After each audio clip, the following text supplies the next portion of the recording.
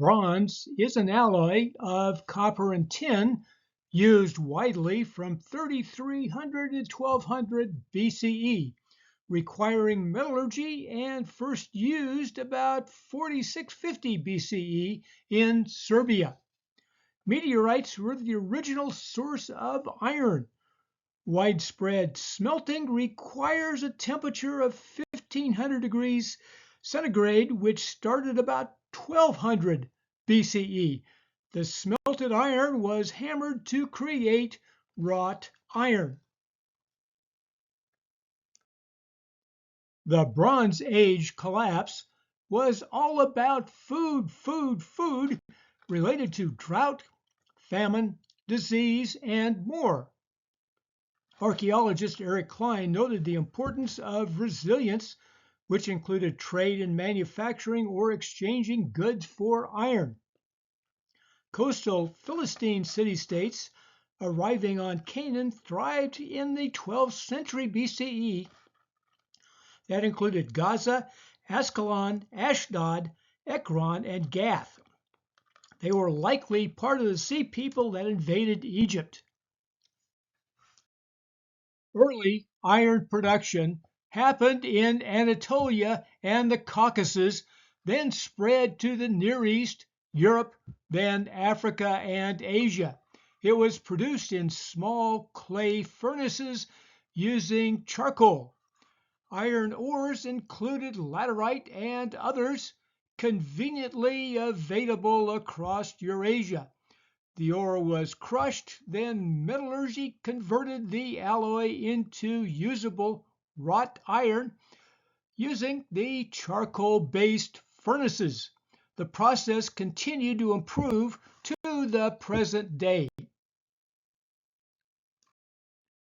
According to Eric Klein, complex societies could respond to chaos if flexible with system redundancy. Continuity was most likely at the farmer-commoner level. Trade would have stopped except at the independent merchant level. Success included Cyprus, small Canaan city-states, Assyria, and Egypt. The population of Greece may have decreased by half, with more poverty and illiteracy after the end of the aristocracy. City-states collapsed. Throughout the Fertile Crescent, rain increased and the climate improved. Resilient states prospered and new states arrived.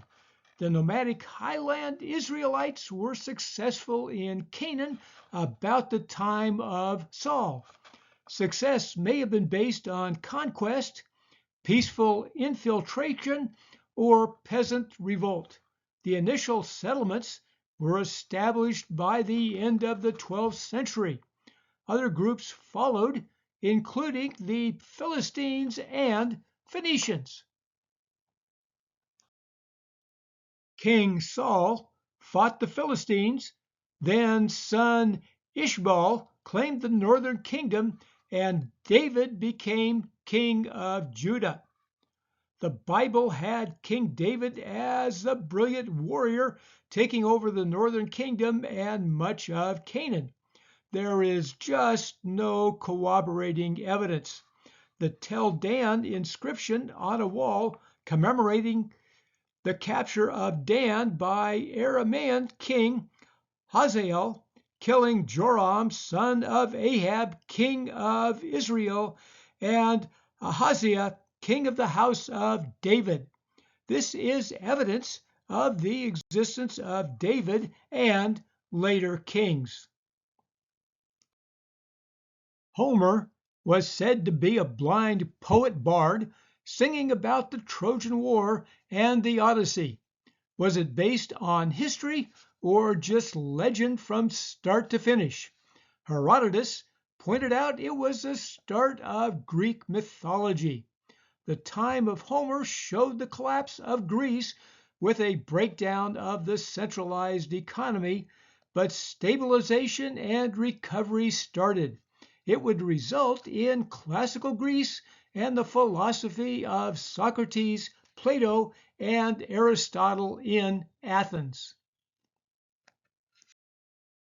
Okay, these videos filled some gaps related to the ancient world. Now is the time to move on to the Renaissance, another important period modestly covered next time on Food History and Mystery.